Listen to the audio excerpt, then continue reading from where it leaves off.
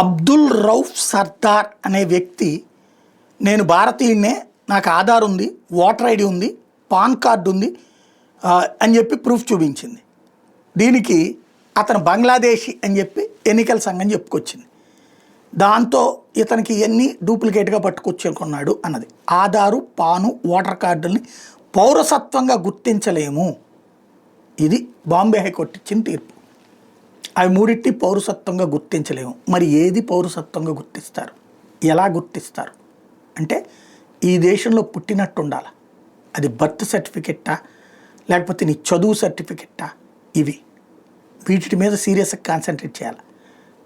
అదే సందర్భంలో ఆధార్ని డూప్లికేట్లు ఇచ్చేవాళ్ళు లేదా ఆధార్ని ఇట్లా అక్రమంగా నమోదు చేసే వాళ్ళ మీద కూడా చర్యలు ఉండాలి.